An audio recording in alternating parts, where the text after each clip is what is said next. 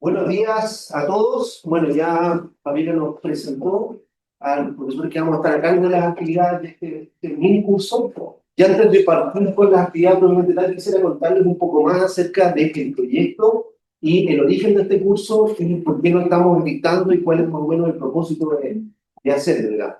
Este curso nace como parte de las actividades de un proyecto de investigación que está actualmente en ejecución. Es un proyecto colaborativo que reúne a colegas de la Universidad de Chile, de la Universidad de O'Higgins, de la Universidad Católica del Maule, de la Universidad de Talca, y uno de los colegas que cambió su institución ahora y se agregó a la Universidad Andrés Bello.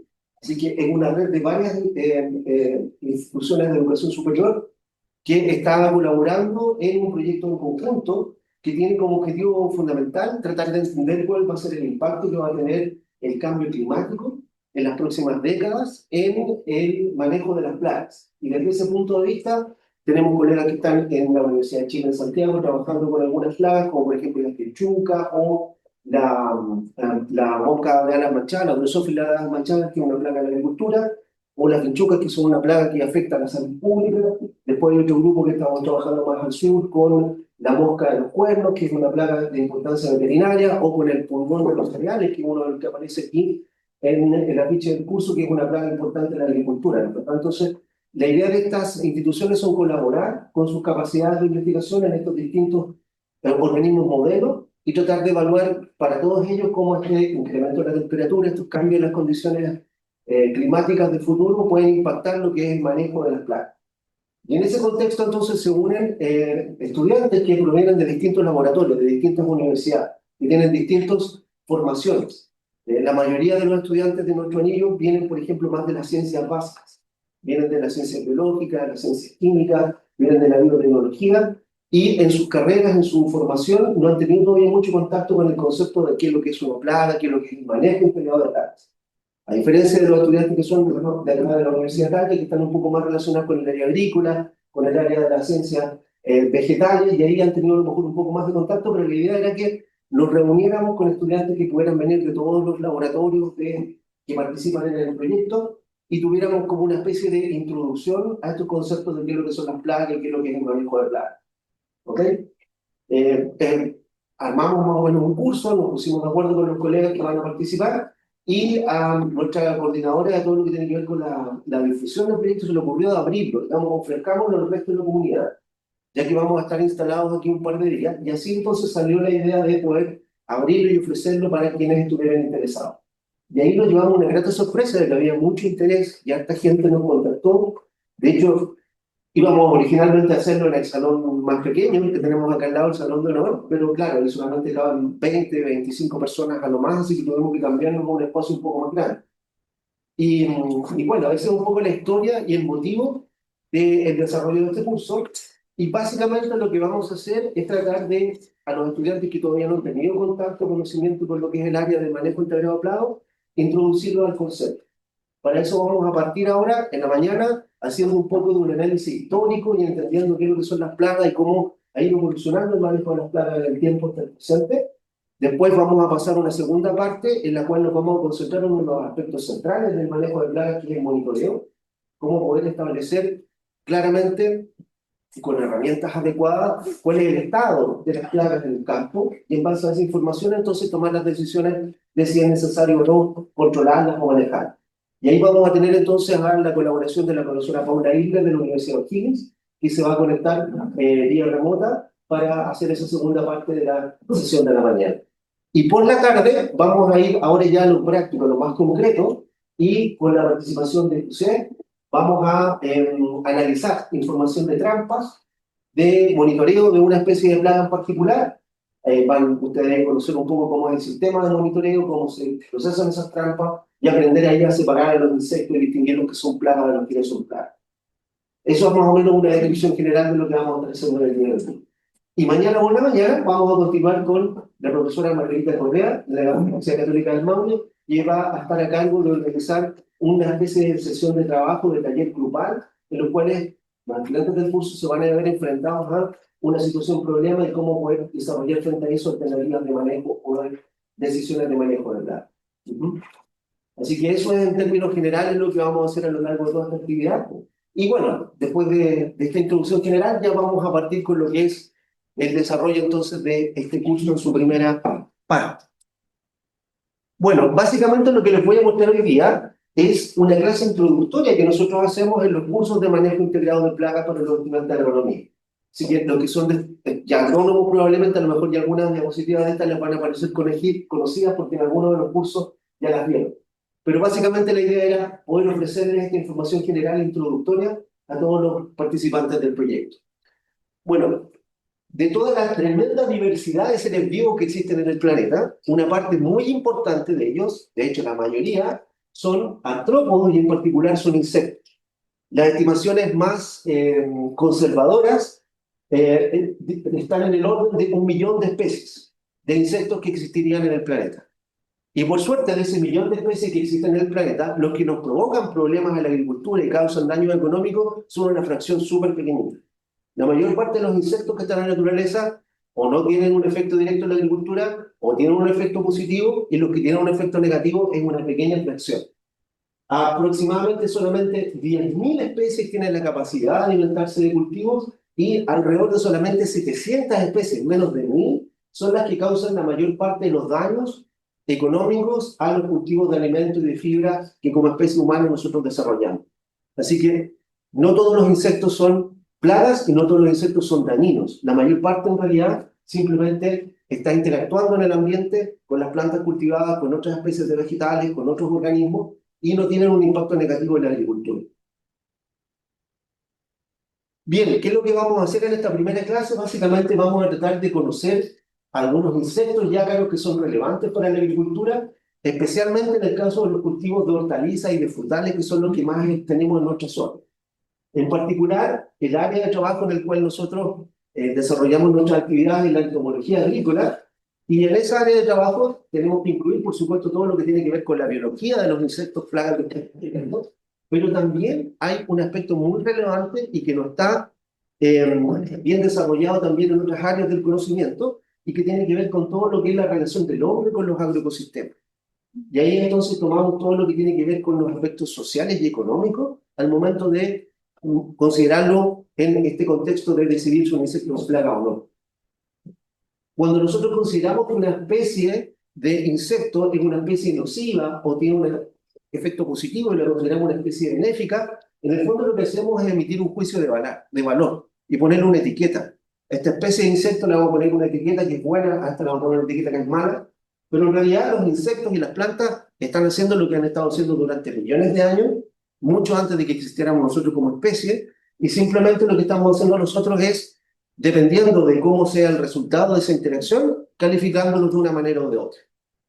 Así que entender lo que es una plaga no solamente significa entender la parte biológica, que el insecto se está comiendo la planta o está dañando una fruta o está provocando algún daño mecánico en las estructuras de alguna planta cultivada, sino que entenderlo desde el punto de vista también de la interacción del hombre con ese cultivo y cómo eso genera un daño económico o no.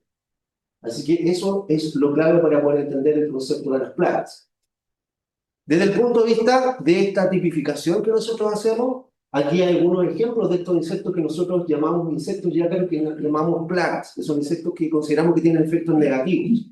Ahí tenemos, por ejemplo, unas escamas que se desarrollan en los vegetales, arañitas, que son ácaros que se desarrollan en la superficie de las plantas y se alimentan de los tejidos vegetales, el gusano del choclo, ¿no es verdad? Que también todos los que han hecho humitas alguna vez en su vida lo han conocido de cerca. Los insectos que llegan a los granos almacenados, cuando tenemos algunos paquetes de arroz guardados mucho tiempo en la despensa, también es verdad, llegan estos escarabajos y se empiezan a alimentar ahí de los cereales. Así que todo este conjunto de insectos y ácaros, nosotros le ponemos una etiqueta y decimos que son plagas. Pero también hay otro lado de la moneda, que son muchos insectos y ácaros que no necesariamente son tan conocidos como los otros, pero que tienen efectos que son positivos en términos de la relación del hombre con los agroecosistemas. Y que en ese caso decimos que son especies benéficas porque tienen un efecto que es económicamente positivo en términos de la producción agrícola. Y ahí tenemos el caso de los polinizadores, ¿no es verdad? El caso de los insectos y ácaros que son depredadores de plagas. Aquí tenemos un ácaro que se está comiendo a la arañita, que era una plaga en la diapositiva anterior. Aquí tenemos un coccinello que se está alimentando de un pulgón, una chinita ahí que se alimenta de estos estos insectos plagas, y por supuesto también avispas parasitoides que nos ayudan al control biológico de los organismos que tienen efectos negativos en la agricultura. Para poder entender mejor cómo es este proceso de etiquetado, de decir si un organismo es benéfico o es una plaga, les voy a contar una historia real de cómo estas etiquetas pueden cambiar drásticamente en el tiempo. Y para eso les voy a explicar que existe una planta que es introducida en Chile que se llama la hierba de San Juan, el nombre científico es Hipericum perforatum, y que es una planta que fue introducida desde el periodo de la colonia por los colonizadores europeos y se ha extendido por sobre todo la mayor parte de la zona sur de Chile. Es una planta que se considera una maleza porque cuando el ganado bovino en la zona sur de Chile, las vacas se lo comen, empiezan a tener efectos en su sistema nervioso. Las vacas están más inquietas, dejan de comer, empiezan a tener erupciones alérgicas en la piel, etc. Tiene una serie de efectos, entonces esta especie de hierba de San Juan que se considera que por lo tanto es una maleza y tiene un efecto negativo. ¿Ok? Para ese efecto de tratar de controlar esta maleza, a principios del siglo XX se importaron estos insectos que se llaman crisolina y perici, que son unos escarabajos que se alimentan en forma específica de la Hipericum perforatum, de la hierba de San Juan. Entonces, estos escarabajos se trajeron a Chile para que se alimenten de la hierba de San Juan y de esa manera entonces sirvan como un controlador biológico. Tienen un efecto positivo al controlar una maleza, por lo tanto se considera que son benéficos para la agricultura y se trajeron a Chile y se establecieron en forma bastante exitosa. De esa manera la superficie que está cubierta por la maleza de la hierba de San Juan entonces se redujo en la zona sur de Chile y hubo mejor calidad de pastos, ¿no verdad?, para la producción de los bovinos. Pasaron los años y se descubrió que la hierba de San Juan tiene un principio activo que se llama hipericina y que de hecho es la responsable de estos efectos extraños que tenían el ganado cuando comían este hierro, que se alteraban en términos de su conducta y tenían algún tipo de reacción, digamos, alérgica en la piel. Y bueno, este compuesto químico, la hipericina, se ha descubierto que tiene efectos también en el sistema nervioso de los seres humanos. Específicamente es un producto natural que tiene un efecto en términos de promover la respuesta del cerebro frente a los estados depresivos y mejora de forma natural, por supuesto no es un medicamento sintético, sino que es un producto natural obtenido en la planta, todo lo que son los síntomas del desarrollo de trastornos depresivos. Y de hecho se formula como un medicamento de origen natural que se puede utilizar sin receta médica necesariamente para el manejo entonces de este tipo de afecciones de salud mental. Bueno, en ese momento entonces empezó a tener ahora un valor económico la hierba de San Juan y automáticamente dejó de ser una maleza para transformarse ahora en una especie que puede ser recolectada. Y hasta hace no muchos años atrás, en las zonas rurales de nuestra zona y hacia el sur, se recolectaba esta maleza, se secaba y se vendía, y había personas que compraban por kilo la maleza de San Juan para poder exportarla, ¿no es verdad? Y de ahí hacer extractos de donde se obtenía la hipericina que se transformaba en este medicamento. Incluso en algún momento se empezó a avanzar en proyectos para tratar de domesticar a esta especie silvestre y convertirla en un cultivo. Para de esa manera entonces tener variedades de hierba de San Juan que tuvieran alto contenido de medicina, que fueran capaces de ser cultivadas en campos y de esa forma entonces poder ser cosechadas y obtenidas los verdaderos principios activos. Bueno, adivinen qué pasó en ese momento con el controlador biológico de la hierba de San Juan. Se transformó automáticamente en plaga, siendo que el insecto y la planta no han hecho ninguna cosa diferente de lo que han hecho en toda la historia de la vida. Y la planta produce hipericina y el insecto que se especializa en esta planta se alimenta y puede procesar esta hipericina y lo que en un momento era un controlador biológico, simplemente por un cambio en lo que son los valores, por así decirlo, de mercado de las especies en términos de su manejo por el ser humano, se transforma entonces en una plaga.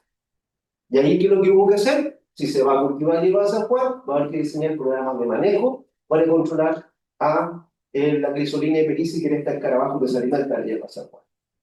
Así que ahí yo creo que se puede explicar muy bien cómo esta etiqueta, de que sea plaga o sea benéfico, puede cambiar de acuerdo a cómo es la relación del hombre con el agroecosistema. Y que el definir a una especie como plaga, organismo benéfico o cualquier otra etiqueta depende mucho de esa interacción del ser humano con las especies cultivadas. Bien, con eso en mente entonces tenemos que partir definiendo qué es lo que es una plaga. Y para poder definir una plaga vamos a adoptar la definición oficial que establece la FAO, que es una organización internacional, ¿no es verdad?, dependiente de las Naciones Unidas y que se encarga de los temas relacionados con la agricultura y la alimentación. Y la FAO, en la Convención Internacional de Protección Fitosanitaria del año 1995, dice que una plaga es cualquier especie, raza o biotipo vegetal o animal o agente patógeno dañino para las plantas o productos vegetales.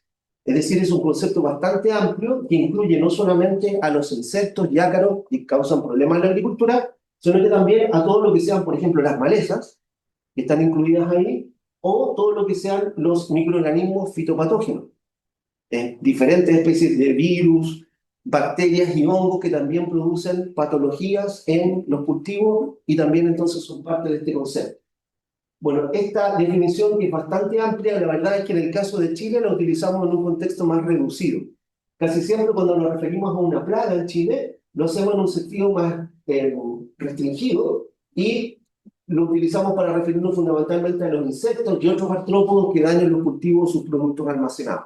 Eso en el ámbito al menos de la agricultura. Y por lo tanto, para que un organismo, un insecto, un ácaro sea considerado una plaga, la condición necesaria para que pueda tener esta etiqueta es que tiene que causar un daño económico en la producción o en la vida útil de la planta que está siendo cultivada.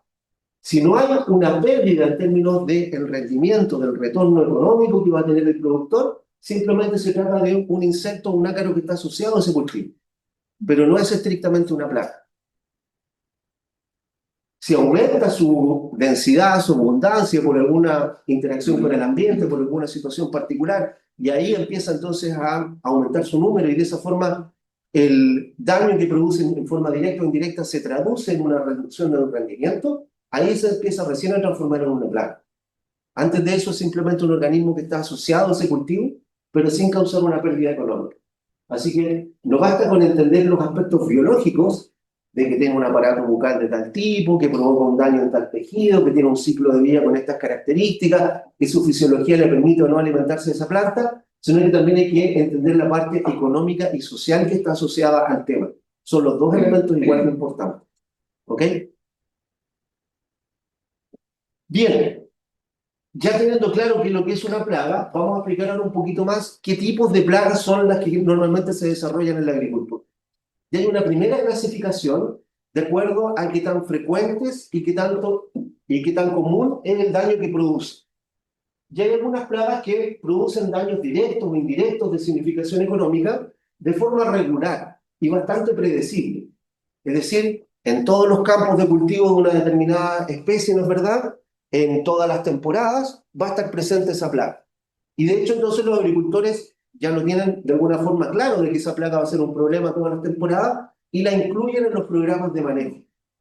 Ellos ya tienen una lista de actividades que van a desarrollar durante la temporada con consideraciones respecto al manejo de esta plaga. Está incluida, está considerada, porque siempre aparece todos los años, todas las temporadas, en todos los campos. Entonces, esas plagas que tienen esas características se consideran plagas que se llaman primarias o plagas claras, porque van a estar siempre presentes en los campos en los que estemos produciendo alguna especie en particular. La definición de un insecto como una plaga primaria depende de cada cultivo.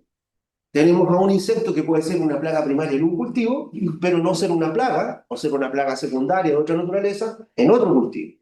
Así que depende específicamente del cultivo al que hacemos referencia. Además de las plagas primarias, tenemos plagas que pueden producir algún tipo de daño económico, pero que no es en forma regular y predecible, sino que más bien en forma más irregular o más infrecuente. En esos casos, no están incluidos los programas de manejo porque no están en todos los campos, no están en todas las temporadas.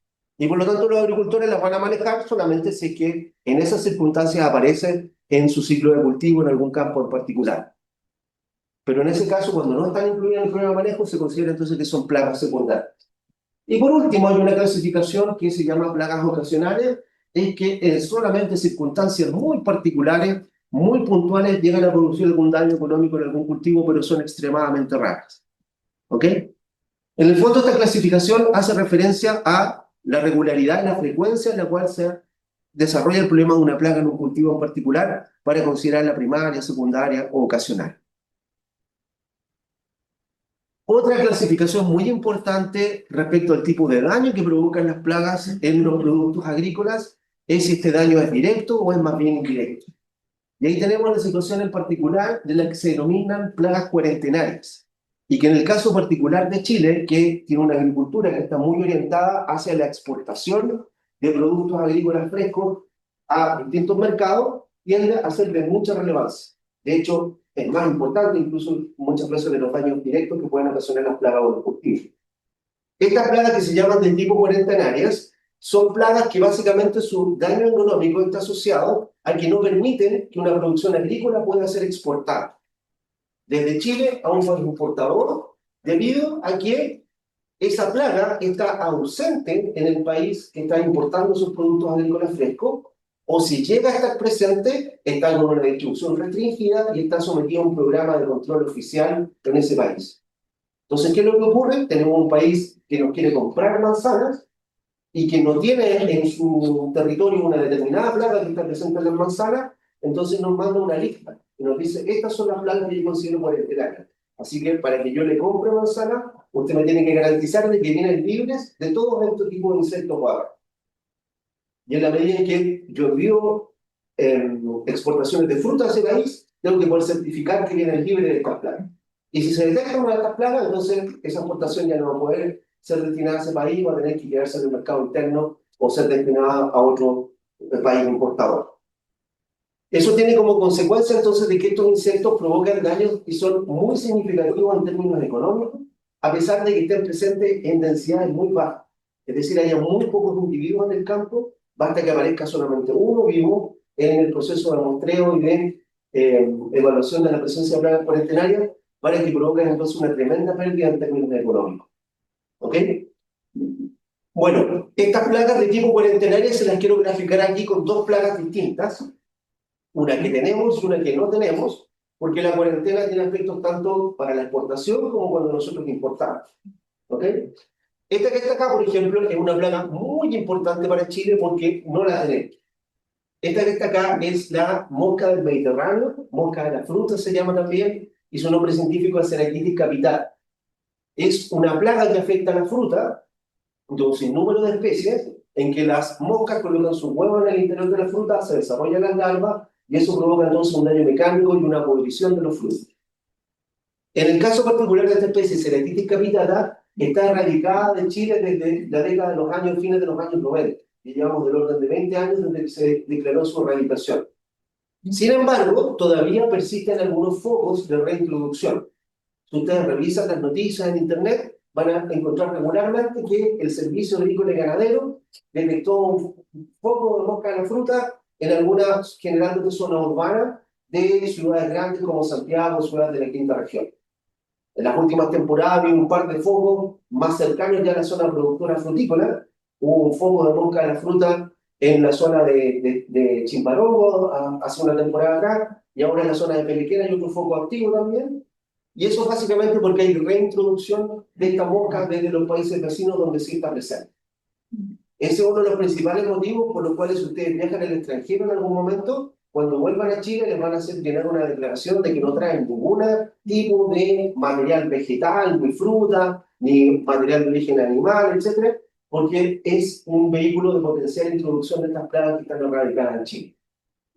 En los últimos años, desafortunadamente, han aparecido más y más focos, sobre todo hacia la zona más centro-norte del país, y eso probablemente está relacionado con que está entrando de alguna u otra forma fruta en forma clandestina a Chile que vienen desde los países vecinos que todavía tienen esta. Así que ahí el SAC está en todo un programa de control para mantener, ojalá, a esta plaga en condición de erradicación en la zona central de Chile. Bueno, esta plaga nosotros no la tenemos, y cuando nosotros importamos fruta, somos súper jodidos con los países que nos mandan fruta porque les ponemos una serie de restricciones para estar súper seguros de que viene libre de mosca la fruta. Por ejemplo, ¿a ustedes les gusta comer mangos? Sí. Los mangos son súper ricos. Bueno, los mangos nosotros no los producimos en Chile. En la zona norte de Chile, en el valle de Utah, en Pica, creo que se produce un poquito, pero se los comen todos en el norte haciendo juguitos y cosas así, no llegan acá a nuestra ciudad. Generalmente nosotros le compramos a Colombia, a Perú, son países que tienen producción de esta fruta. Pero para poder importarlos a Chile, tienen que hacer un montón de tratamientos de desinfección para estar seguros que los mangos que llegan al supermercado, al mercado que ustedes van a comprar, vienen libres de esta plaga que es la mosca de la fruta y que sí está presente en todo el resto de Sudamérica. Así que esa es una plaga cuarentenaria que está ausente de Chile y que cuando nosotros importamos no queremos que esté. Pero nosotros también somos productores de frutas, no de frutas tropicales como los mangos, frutas más bien de zonas templadas como manzanas, cerezas, arándanos. Y ahí nosotros exportamos fruta a los países, otros países del hemisferio norte o de otras latitudes, y ahí cuando nosotros exportamos entonces nos piden de que vengan libres de algún tipo de plaga. Uno de los casos más comunes es en el caso de la exportación de manzanas, que aquí en la zona del Maule es donde se concentra el grueso de la producción de manzanas de exportación de Chile, y que son atacadas por esta especie de plaga que se llama la polilla de la manzana, se llama Psyllia pomonera. Todos la tienen que haber conocido más de alguna vez, porque si van a comerse cualquier manzana de un árbol casero que no tiene tratamiento fitosanitario, cuando la muerden les va a salir un gusanito que los va a salir a saludar. Esa es la larva de la polilla de la manzana. No hay manzana sana en Chile que no tenga manejo fitosanitario. Es una plaga muy agresiva. ¿Ok? Bueno, esta polilla no está presente en muchos de los países que nos compran manzanas. Por ejemplo, Brasil nos compra muchas manzanas. Es uno de los mercados importantes de Latinoamérica y Brasil no tiene polilla de manzana. Brasil sí produce manzanas. Uno se imagina Brasil que es como súper tropical, mango, banana, ¿no verdad? Resulta que la parte sur de Brasil tiene un clima más templado, subtropical, y alcanzan a producir manzanas. Casi todas las que producen se las comen dentro del mercado brasileño, no son exportadores. Pero se quedan cortos de manzana y nos compran a Argentina y a Chile y nosotros las exportamos en esta época del año que tenemos cosechado. Bueno, ellos no tienen polilla de manzana, no quieren tener, y para que nosotros les podamos enviar manzanas a ellos tenemos que certificar de que vengan libres de esta plaga. Y si un productor quiere exportar manzanas a Brasil y le detectan la plaga, le cortan la exportación y tiene que quedarse entonces con las manzanas en Chile o enviarlas a algún mercado alternativo que se acepte la plaga. ¿Ok? Así que esas son las limitaciones que tienen este tipo de plagas que son cuarentenarias. Nosotros ponemos limitaciones cuando importamos y nos ponen limitaciones a nosotros cuando exportamos fruta. Bueno, aquí hay algunas noticias de los diarios, justamente cuando ocurrió este problema, que se exportan manzanas chilenas y se detecta una larvita que está presente digamos, en todas las cajas de fruta de exportación. ¿Y qué es lo que provoca esto? Que se cierran los mercados.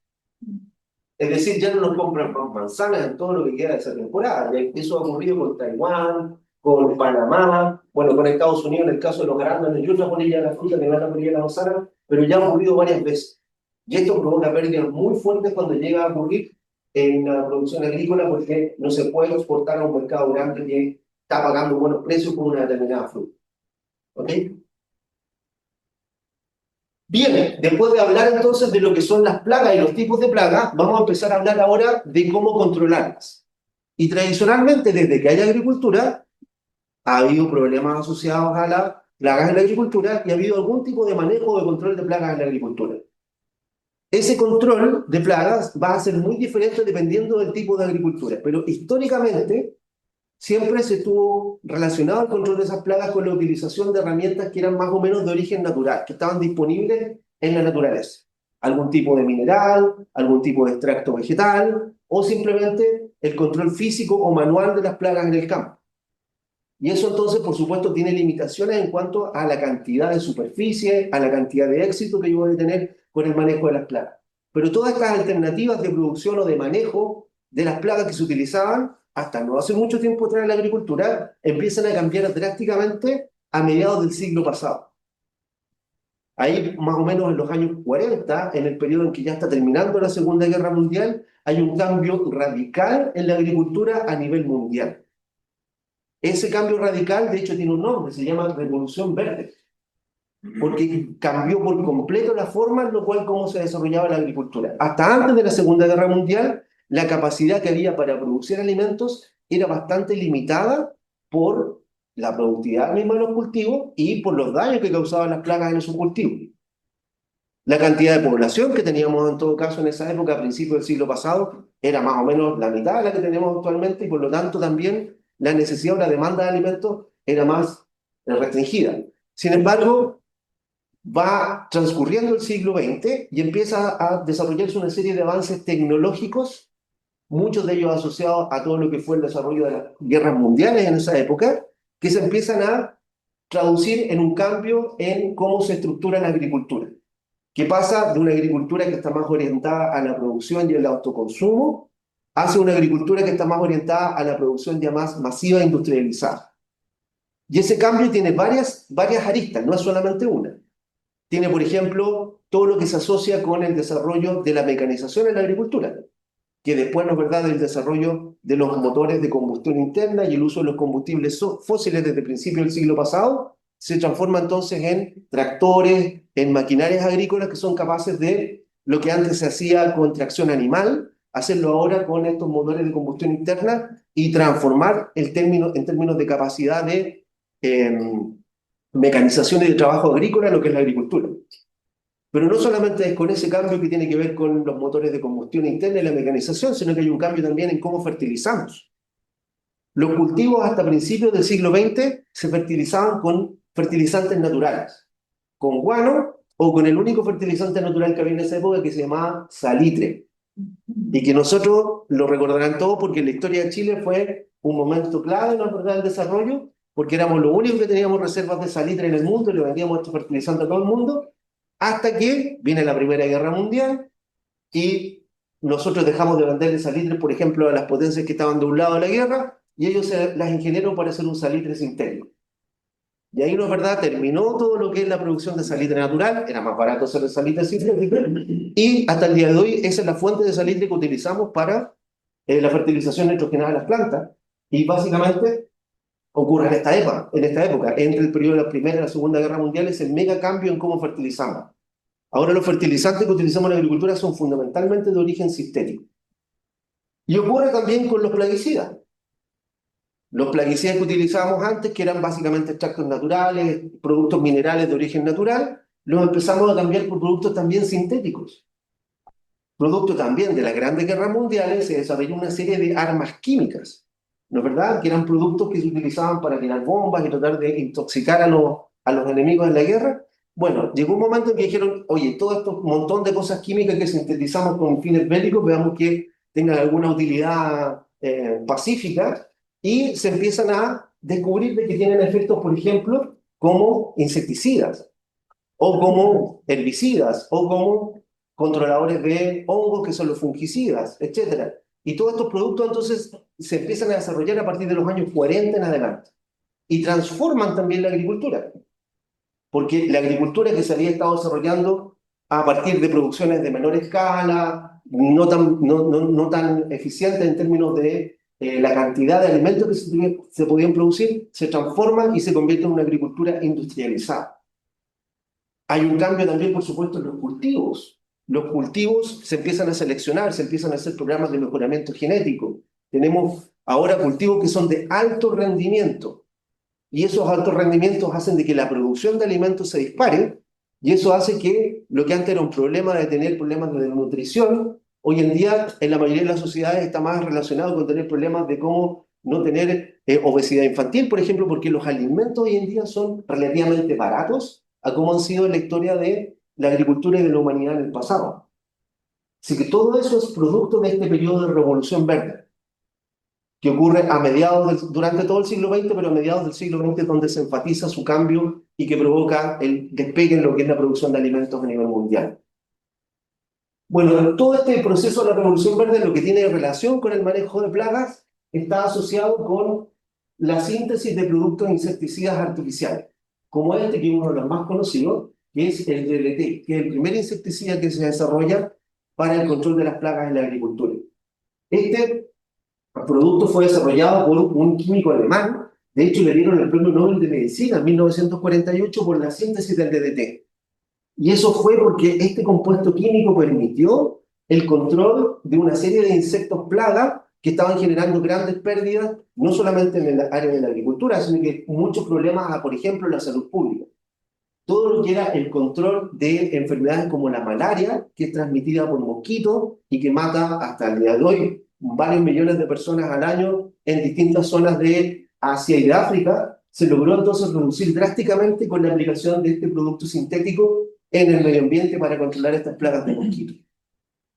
Bueno, este fue el inicio entonces de lo que es el desarrollo de las herramientas de control de plagas que son artificiales, que son sintéticas, y que permitió entonces el desarrollo en el año 1940 de los primeros insecticidas artificiales. Fíjense que en esa época aplicaban el DDT y no utilizaban ningún tipo de protección personal, ni ninguna cosa que nosotros le enseñamos a los agrónomos hoy en día, que tiene que ser súper estricto cuando estén en labores agrícolas de usar. Y eso no es que fueran tontos, ¿ah? La verdad es que el DDT es extremadamente poco tóxico sobre los mamíferos. Por eso es que se utilizaba así como libremente. Y era muy tóxico sobre los artrópodos, sobre los insectos, pero sobre los mamíferos los niveles de toxicidad son muy, muy bajos. Tiene otro problema. Tampoco podemos hacer una apología del DDT, de hecho, hoy día está prohibido para uso agrícola en todo el mundo porque tiende a degradarse muy lentamente y se bioacumula en los tejidos grasos de animales, etcétera, y por eso obviamente hoy día ya no se utiliza y está prohibido. Por eso fue el primer compuesto que apareció como el control de las plagas a nivel global. A partir de eso, entonces, se genera todo el desarrollo de un área que es el control químico de las plagas. El control químico, con el desarrollo de estas moléculas, ahí en los años 50, por ejemplo, esta es una publicidad de un plaguicida en Estados Unidos, que dice que el butión, por sí solo, controla todas las plagas de la manzana durante toda la temporada. Eso hoy día sería impensable. Bueno, imagínense, en esos años, al menos a nivel de la publicidad, decían, aplique mi producto, con eso está resuelto todo el problema por todo el año. Y hoy día ya no están así. Pero bueno, la utilización masiva de todos estos productos que se desarrollaron para el control de plagas también tuvo consecuencias. Y consecuencias que no eran las diseñadas o esperadas inicialmente. Por ejemplo, rápidamente las plagas se volvieron resistentes a estos productos. Si se aplicaban una y otra vez todas las temporadas, ocurrió entonces que los insectos desarrollaron la capacidad entonces de tener variantes, ¿no es verdad?, que ya no tenían una alta toxicidad de esas moléculas sobre su crecimiento y su reproducción y se volvían resistentes. Muchas plagas que eran secundarias, que normalmente no generaban daños económicos, ahora empezaban a resurgir. ¿Y por qué? Porque justamente había efectos de estos plaguicidas sobre los enemigos naturales de las plagas. Y de esa manera entonces algo que antes estaba controlado, ahora se transforma en una nueva plaga. También empiezan todos los problemas asociados a la acumulación de residuos de los plaguicidas en los alimentos, que es algo que hasta el día de hoy está muy regulado y que se establecen normas que permiten ciertos niveles de tales plaguicidas y no se pueden superar esos límites porque ya pueden empezar a ser perjudiciales para la salud. También está todo el tema asociado a la intoxicación de los trabajadores agrícolas que ya con estos cambios de molécula empezaron a tener ya mayor toxicidad sobre los mamíferos y por lo tanto ya si alguien los aplicaba sin la ropa adecuada o sin el equipo de protección, se producían intoxicaciones y daños sobre la salud. También hay todo un efecto sobre los organismos no blancos que están presentes en el agroecosistema de algún cultivo, sobre todo lo que es la vida silvestre, que también se empieza a notar en esa época, en pocos años. Y ahí entonces empieza a avanzar o a generar ciertos problemas y hay que buscar cómo solucionarlos. Este, por ejemplo, es un ejemplo y un cuadro muy clásico de los problemas asociados al uso del control químico en el manejo integrado de las plagas. Y les cuento la historia de una plaga que fue introducida a Estados Unidos por allá por 1868. Se trata de un insecto que se llama la conchuela acanalada de los cítricos. Es un insecto que es de origen asiático, igual que los cítricos, vienen la mayoría de los cítricos del continente asiático. Y este insecto fue introducido en Norteamérica, específicamente en California, por allá por fines del siglo XIX. Y obviamente este insecto aumentó su densidad poblacional, lo que vemos aquí en el gráfico es la densidad poblacional a través del tiempo, y empezó a generar grandes pérdidas en la industria de producción de cítricos de California por allá por fines del siglo XIX. ¿Qué es lo que ocurrió? Los entomólogos de Estados Unidos en esa época viajaron a Asia y fueron a buscar enemigos naturales.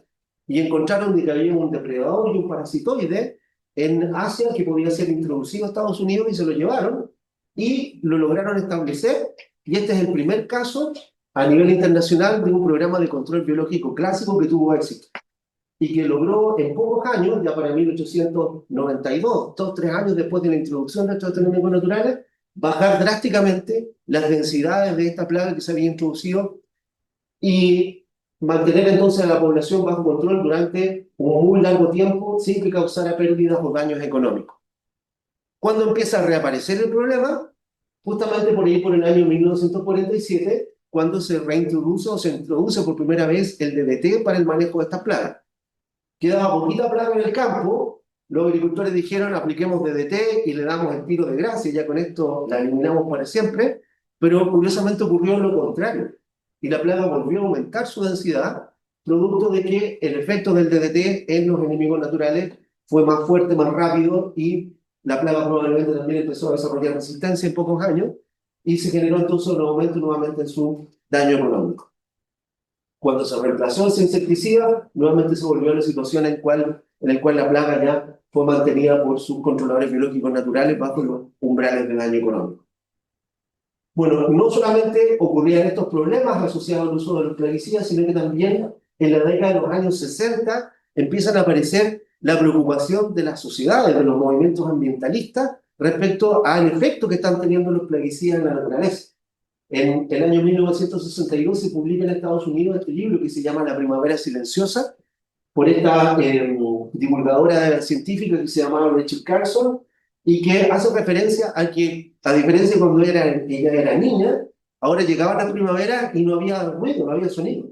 No se escuchaban pájaros, no se escuchaban abejas, el zumbido de los insectos, y eso le parecía extraño, y empieza a darse cuenta entonces de que todo lo que era la aplicación de plaguicidas asociados a la agricultura estaba teniendo un impacto muy fuerte en todo lo que era la biodiversidad en general de los ambientes agrícolas o de los agroecosistemas en los cuales la mayor parte de las personas tienen interacción y conocen la naturaleza, digamos. Entonces empieza ahí también toda una preocupación de la sociedad porque estos efectos de los plaguicidas sobre el medio ambiente empiezan también a considerarse en el momento de tomar decisiones de control.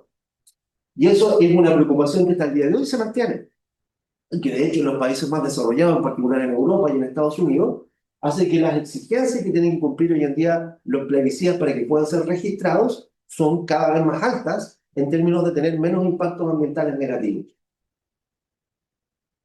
Bueno, por ahí, por ese mismos años, 48, 55 en particular, y en el año 1956, se forman las primeras organizaciones para tratar de promover el control biológico de las plagas.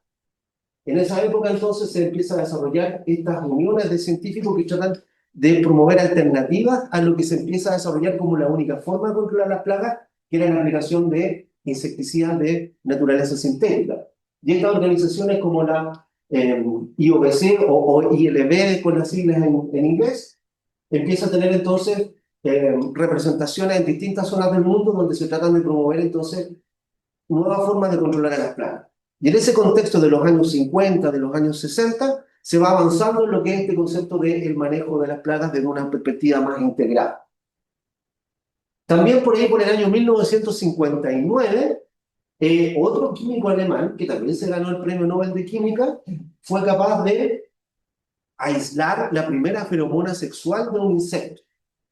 Eso se logró con esta polilla, que es el gusano de la seda. No sé si ustedes conocen más o menos la historia del gusano de la seda, ¿no es verdad? ¿Les suena o no? Bueno, el gusano de la seda, que es como una especie de larva, ¿no es verdad? De cuncuna, por decirlo así, es el estadio maduro de una polilla en el estado adulto. Y de hecho es una especie cultivada, diríamos benéfica, ¿no es verdad? Porque se produce comercialmente o se reproduce comercialmente para obtener de ahí la seda. La seda es una fibra de origen natural, es como la lana, por decirlo así, pero no es producida por ovejas, sino que por estos gusanos que al momento de hacer su capullo para pupar, producen esta fibra de origen natural que permite hacer ropa de una calidad, ¿no es verdad? Y de un precio bastante alto. Los gusanos de la seda se vienen cultivando por la especie humana en Asia desde miles de años atrás y son conocidos entonces de cómo poder mantenerlos en laboratorio, criarlos en grandes cantidades. De hecho, ese es el motivo por el cual se seleccionó esta especie, porque era muy fácil obtener grandes cantidades de insectos para poder aislar este compuesto químico por allá por el año 1959.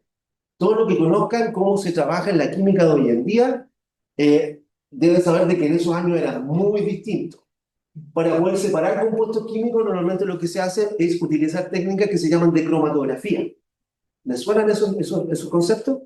En términos muy sencillos, vamos a hacer pasar esto por una especie de filtro en que las cosas que van a ser más grandes van a pasar más lento y las más chiquititas van a pasar más rápido. Entonces las vamos a hacer pasar por una especie de filtro de arena, por decirlo en términos sencillos, y las vamos a separar por tamaño. Bueno, hoy en día existen cromatografías que se hacen con cantidades muy pequeñitas de compuestos químicos, existen las cromatografías, los HPLC, los cromatógrafos de gas, unas cosas espectaculares. En esa época, esa separación de compuestos se hacía con columnas de sílica, se hacía realmente a mano. Así que era una cantidad de trabajo tremendo poder aislar estos compuestos. Y ahí lo lograron estos químicos alemanes y se describió el bombicol, que es este compuesto químico que es producido por esta especie de insecto benéfico en este caso y le permite comunicarse para que el macho pueda encontrar a la hembra y de esa manera fecundarla. Bueno, esta técnica que se desarrolló acá ha permitido que después se pueda conocer las feromonas de la mayoría de los insectos que son plagas. Y de esa manera entonces ser capaces de también contribuir a su manejo a través de este conocimiento de cuáles son sus vías, sus métodos de comunicación y poder hackearles entonces la forma de que se comunican y de esa forma tratar de controlar. En esos años 50, fines de los 50, principios de los 60, es donde ocurre un cambio fundamental en lo que es la forma de mirar el manejo de las plagas. Y ocurre, mientras estaban en Alemania con la síntesis química, con las feromonas, ocurre en Norteamérica. Ahí en particular en la zona de California, donde se había desarrollado buena parte del control biológico moderno, como vimos hace un rato, estos investigadores publican en el año 1959 un artículo científico que tiene una idea que empieza a resumir y materializar todos estos cambios que estaban ocurriendo en forma independiente en distintas áreas. Y básicamente lo que introducen ellos es el concepto del control o manejo integrado. Básicamente lo que dicen ellos es que hay que integrar el control químico con el control biológico para controlar a un pulgón que está atacando la alfalfa en Estados Unidos y que está provocando muchas pérdidas. Y en ese contexto de esa publicación, entonces, empiezan a amalgamar este concepto de que hay que utilizar distintas herramientas de control, integrándolas entre sí para obtener el mejor resultado posible. Que cada vez que yo utilice solamente una herramienta de control, y necesariamente lo que va a ocurrir es que estos insectos plagas se van a volver resistentes, van a desarrollar algún tipo de tolerancia a esa forma de manejarlo, y por lo tanto van a terminar entonces dejándola como una herramienta que ya no va a tener eficacia. Así que tenemos que utilizarlas en conjunto para que puedan tener éxito. Bueno, en esta publicación del año 1959 se introduce también un elemento o un concepto que es muy importante para el manejo de las plagas y que hace relación con lo que hablábamos al principio. Un insecto se transforma en plaga solamente cuando provoca un daño económico. Antes de eso será un insecto que está asociado, que puede estar comiéndose a la planta, pero si no, produce una pérdida, una reducción en el rendimiento, en el estricto rigor no es una plaga. Y ellos desarrollaron entonces para poder definir cuándo actuar frente a la presencia de una plaga en el campo, los conceptos de umbral económico y umbral de daño económico, que son esenciales para poder decidir cuándo tenemos que actuar, cuando está alcanzando una cierta densidad la plaga que ya va a provocar una pérdida en términos de rendimiento. Y esto es un umbral económico, umbral de acción, es la densidad poblacional, el número de insectos, el número de ácaros, la oferta que tengo en el campo, ante la cual es necesario aplicar una medida de control para evitar llegar al nivel siguiente. Y el nivel siguiente es el nivel o umbral de daño económico, que es la mínima densidad poblacional que va a causar una pérdida significativa de rendimiento, que va a ser capaz de compensar el costo que implica la medida de control. Porque la medida de control también tiene un costo en términos económicos. Entonces, ¿qué es lo que hace esto? Es básicamente hacer una relación entre costo y beneficio. ¿Cuánto me va a costar en términos de la pérdida de rendimiento que voy a tener si no actúo, tomando en consideración que la acción que voy a tomar también me va a costar dinero? Entonces tengo que hacer ahí el balance y decidir, ya, en este punto lo que estoy perdiendo es más de lo que tengo que gastar para protegerme. Y por lo tanto, en ese punto entonces ya tengo que actuar porque si no ya no me resulta económicamente eh, rentable, ¿no es verdad?, no actuar frente a la presencia de esta plaga. Y este concepto del umbral o de daño económico es esencial en lo que vamos a ver después con el monitoreo de las plagas, etcétera, porque en la medida en que nosotros estemos evaluando cómo va la densidad de la plaga en el campo, podemos definir cuándo es necesario actuar y cuándo no. Matemáticamente se ha tratado de definir un poco esta relación de costo-beneficio como una relación entre costos y beneficios. ¿Qué es lo que tenemos acá en esta fórmula? Básicamente un numerador que es esta letra C, que está representando el costo de la medida de control por unidad de producción, y un denominador que son estas tres componentes, B corta, D y K, en que la B corta es el valor de mercado del cultivo por unidad de producción, la D es la cantidad de rendimiento que pierdo por unidad de plaga, es decir, qué tan agresiva es la plaga en términos del daño que causa, y una constante K que tiene relación con la eficacia de la medida de control que voy a aplicar. Es decir, en términos de porcentaje, cuánto es más o menos lo que controlo. Y del balance entre estas dos cosas va a emergir la cantidad de insectos en la cual tengo que actuar. Imagínense que estamos en un cultivo en el cual, por ejemplo, esta letra B corta aquí es muy grande. ¿Qué va a significar eso? Que el denominador va a ser un número muy grande y por lo tanto la cantidad de insectos que voy a tolerar va a ser muy chiquitita. ¿No es verdad? Porque este número de acá abajo va a ser tremendamente grande. Y eso ocurre cuando tengo un valor de mercado del cultivo por unidad de producción que es alto. Si estoy produciendo algo que es muy valioso, puedo tolerar perder poquito antes de que ya compense lo que voy a gastar en protegerlo. Por el contrario, si estoy produciendo un cultivo en que lo que estoy llevando al mercado es económico, es barato, entonces voy a poder tolerar perder una buena proporción antes de invertir en una medida de control que va a ser comparativamente más cara que lo que estoy protegiendo. Y si lo llevamos a un extremo para que ustedes lo puedan entender, lo podemos graficar, por ejemplo, con cultivos que son extremadamente valiosos. Y ahí podemos mencionar el caso de las cerezas, por ejemplo, que se exportan a China. No sé si ustedes han escuchado hablar de la producción y exportación de cerezas que tenemos en nuestra región. Bueno, ¿cuánto vale un kilo de esas cerezas en China? Más o menos entre 25.000 y 35.000 pesos por kilo. ¿Cuánto vale aquí en Chile? 1.000 pesos el kilo más o menos, incluso menos a veces, ¿no es verdad? O sea, imagínense la diferencia que hay entre vender esas cerezas en Chile y exportarlas a China durante la semana del Año Nuevo Chino. Entonces, cuando tenemos estos valores y cada cereza vale como 1.000 pesos cada una, no sé, como 500 pesos cada cereza, entonces el nivel que puedo tolerar de pérdida de cerezas es muy bajito. Ya con muy poquitas cerezas que pierdan, ya puedo compensar el costo de esa medida de control. Y por otro lado, podemos también llevarlo al otro extremo. ¿A ustedes les gustan las papas? Bueno, las papas están súper baratas. ¿Cuánto vale más o menos un kilo de papas? ¿Han comprado papas recientemente, no? Dan varios kilos por pocas lucas, ¿no es verdad? Más de uno.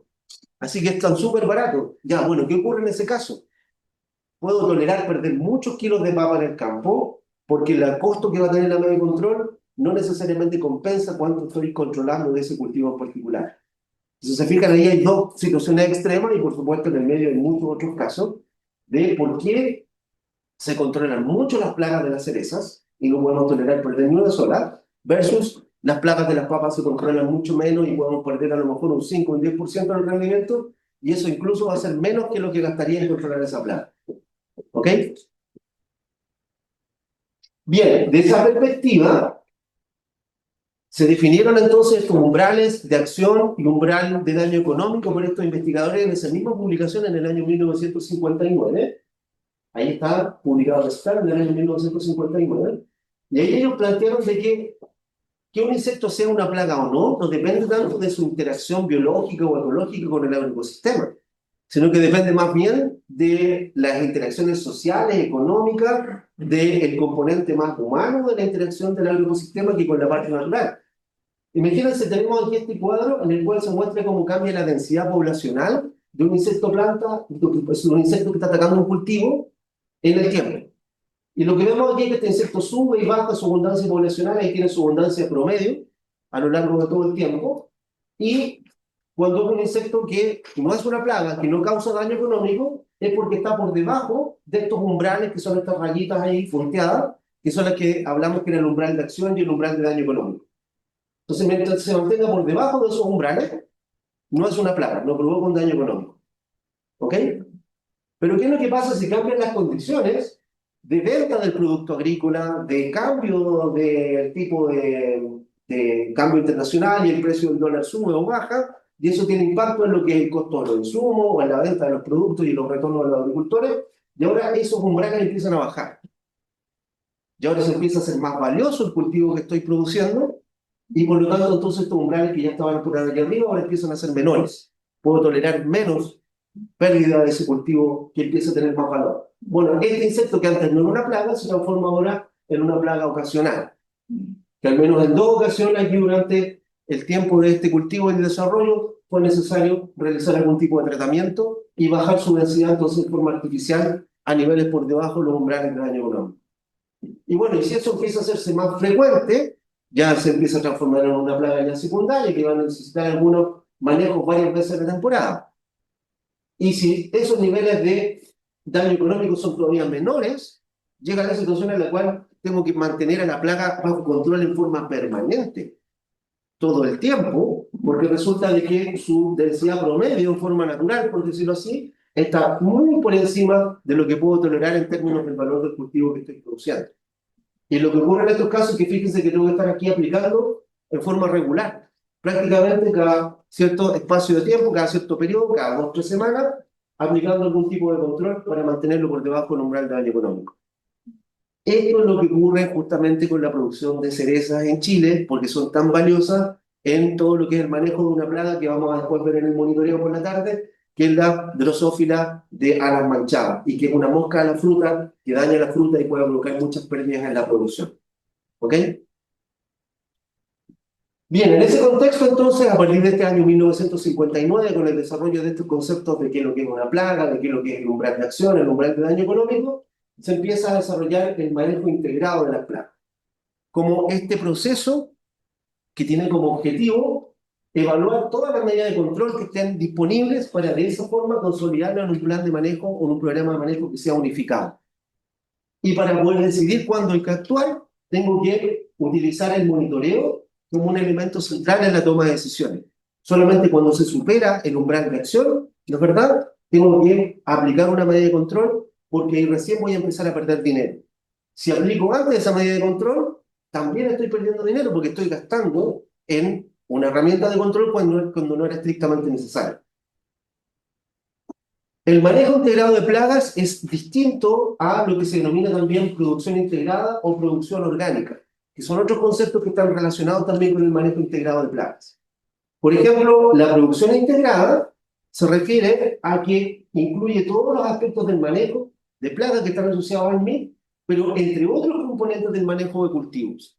Es decir, incluye también, por ejemplo, que la fertilización sea realizada en forma sustentable, que el riego sea realizado tratando de cuidar el agua y la disponibilidad de estos recursos en forma sustentable. Es decir, este es un concepto que está desarrollado en Europa por la Organización Internacional de Control Biológico y que no solamente incluye lo fitosanitario, sino que incluye todo el cultivo desde el campo hasta su comercialización en el mercado.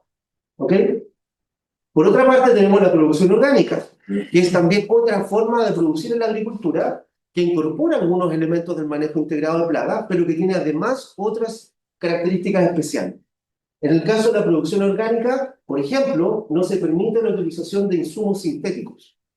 No se pueden utilizar estos plaguicidas artificiales, la verdad que se empezaron a desarrollar desde el siglo XX en adelante. Solamente se pueden utilizar productos de origen natural. Puedo utilizar extractos de plantas, puedo utilizar controladores biológicos, puedo utilizar productos minerales, pero no productos que sean sintéticos en la producción de alimentos orgánicos. Ahí está explicado entonces cómo es el manejo de plagas en el caso de la agricultura orgánica. No se pueden utilizar plaguicidas sintéticos, no se pueden utilizar cultivos transgénicos, sí se pueden utilizar feromonas, enemigos naturales y plaguicidas de origen natural, y los campos pueden ser certificados como producción orgánica si están libres de estos plaguicidas y fertilizantes sintéticos durante al menos 3 años. Terminado ese periodo de transición, ya pueden tener su certificación orgánica.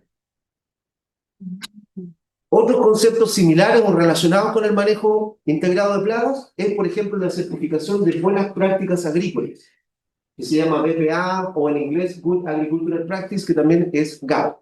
En este caso es una certificación, así como la certificación orgánica, que se otorga para las exportaciones y es realizada por empresas independientes que certifican que uno ha seguido un protocolo, que tiene registro de cuadernos de campo, que existe trazabilidad, es decir, yo puedo saber de esta fruta que llegó al mercado, desde qué huerto y desde qué cuartel incluso proviene, y por lo tanto cualquier problema que haya estado asociado a su producción se puede seguir hasta el origen, y que tiene una serie de auditorías que van revisando periódicamente a los agricultores para poder entregarle finalmente esta certificación. Y esta certificación es exigida por los cadenas de supermercados en los países importadores porque garantiza de que la fruta cumple con estándares mínimos de calidad de producción y de seguridad alimentaria para que entonces pueda ser consumida.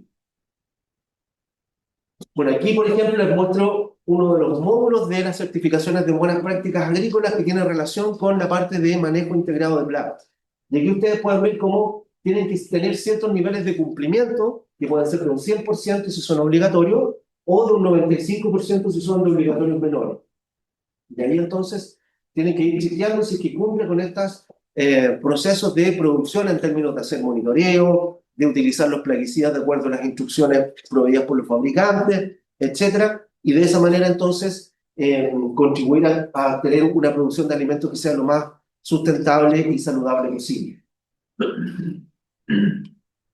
Hoy en día también el manejo integrado de plagas está siendo muy desarrollado, sobre todo por las agriculturas de los países más desarrollados, en particular de Europa, como parte de sus lineamientos estratégicos globales. De ahí, por ejemplo, en el caso de la Unión Europea del año 2009, se reconoce el manejo integrado de plagas como una aproximación estratégica para el uso sustentable de los plaguicidas, y está todo este concepto de que el control químico puede ser parte del manejo integrado, pero solamente en la medida en que es estrictamente necesario. Es decir, porque se superan los umbrales de acción, los umbrales de daño económico, ¿no es verdad? Y por lo tanto estamos aquí en la parte central de todo este proceso que es mucho más amplio. Y ahí generalmente está la parte de intervención, pero es la parte ya final. Tienen que haber pasado varias etapas antes de todo lo que son las distintas etapas del manejo integrado de plagas, antes de llegar a tener que aplicar un plaguicida. Bueno, entre los distintos elementos que se pueden incorporar dentro de esta etapa de prevención, de observación, de intervención del manejo integrado de plagas, ahí tenemos una lista de elementos que ya van a empezar a desarrollar ustedes lo que van a ser las actividades del resto de la mañana con el monitoreo fundamentalmente, y de la tarde, y del día de mañana también con todo lo que se va a hacer con el taller. Y ahí tenemos todas las formas en las cuales se puede incorporar el manejo de plagas en esta integración, a través del control mecánico físico, el control cultural, legal, control basado en la resistencia de los propios cultivos, en insectos estériles, en semioquímicos, en control químico y en control biológico también. Así que con eso completamos entonces esta primera clase introductoria acerca del concepto y el origen histórico del manejo integrado de las plagas, y por supuesto estamos disponibles para consultas o preguntas, comentarios que puedan tener por esta primera etapa.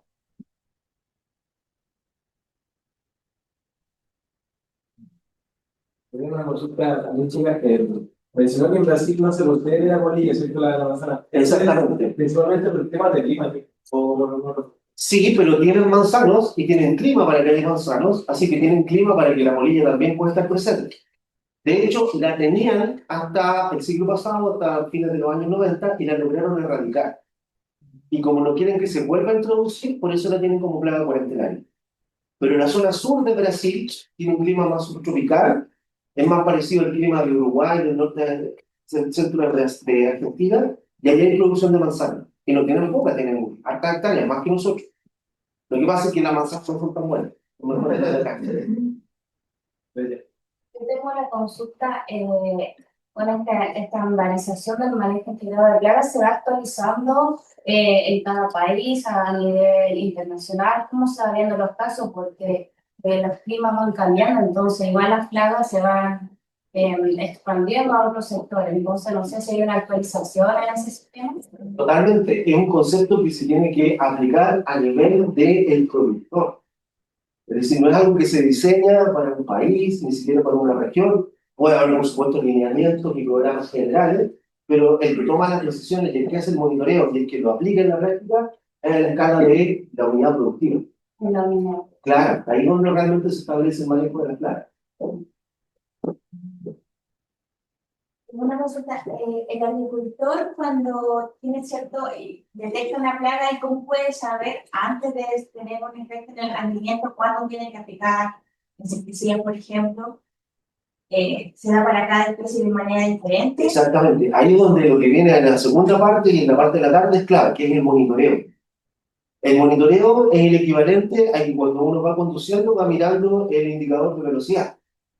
Uno puede manejar también si el indicador de velocidad está malo. Bueno, no debería porque... Pero en el estricto rigor el auto funciona. El problema está que uno puede ir como a 100 kilómetros por hora y no necesariamente se da cuenta. Entonces, para conducir en forma segura es muy importante estar viendo la velocidad, ¿no es verdad? Y estar conociendo cuál es el estado del automóvil en términos de su desplazamiento en el espacio. Ocurre lo mismo con el manejo de las plagas. Uno también puede aplicar el plaguicida sin monitorear, y de hecho quizás la mayoría de los agricultores lo hace de esa manera, pero no debería, y a partir de esa información de campo debería tomar esa decisión cuando realmente corresponde. Por ahí hay una pregunta que después... Con respecto a las exportaciones, ¿siempre es como tolerancia cero a la plaga o depende del cultivo? Depende de la plaga y del cultivo, pero evidentemente si es un cultivo de exportación es porque generalmente se va a vender en el extranjero a un precio que es mucho más alto del que tiene en el mercado nacional, varias veces el precio del mercado nacional, y por lo tanto el valor del cultivo es alto y eso hace de que se pueda tolerar muy poquita plaga. Y sobre todo si es una plaga coleccionaria, en que un solo insecto puede generar que un envío completo de un contenedor no se puede exportar, con varias toneladas de fruta, en ese caso, dentro de ese mismo embarque. Bueno, yo tengo otra pregunta relacionada en el manejo integrado. También existe el control biológico. ¿Cómo hacen para introducir y que sea efectivo y no desplaza a otra especie en la introducción de otro tipo de control ahora? Bueno, ahí también había un cambio en los últimos años que es muy notorio. Hasta mediados del siglo XX, la principal forma de que se realizara el control biológico era un poco como en este ejemplo que yo les mostré, lo que se llama el control biológico clásico. Es decir, ir al lugar de origen de una plaga, donde generalmente casi siempre no son plagas estos insectos, porque tienen un conjunto de enemigos naturales que los mantienen por debajo de los umbrales de daño económico, y importar esos insectos a el lugar donde está ocasionando el problema de la plaga, introducida también en ese lugar, porque no tiene enemigos naturales que la controlen. Y esa es la historia del control biológico clásico hasta los años 80 del siglo pasado. Pero ocurrió de que en muchas situaciones se produjeron problemas también de efectos ambientales colaterales no deseados, porque algunos de esos enemigos naturales no solamente controlaban la plaga, que estaba siendo objetivo de ese manejo, sino que también empezaban a tener efectos en la vida silvestre de algún grupo de insectos relacionados con el de la plaga que se estaba tratando de controlar. Y hay varios casos documentados en distintos países del mundo en que hubo efectos ambientales bastante importantes asociados a este control biológico clásico. Eso tiene como consecuencia que hoy en día ya no es la principal forma de control biológico que se utiliza en el mundo. Ya la mayoría de los países también elevó los estándares de restricciones a este tipo de importaciones de enemigos naturales, y hoy día lo que se trata de hacer fundamentalmente son dos cosas. Uno es el control biológico de conservación, que significa modificar el hábitat para que los enemigos naturales tengan mayor actividad y tengan mayor efecto sobre las plagas.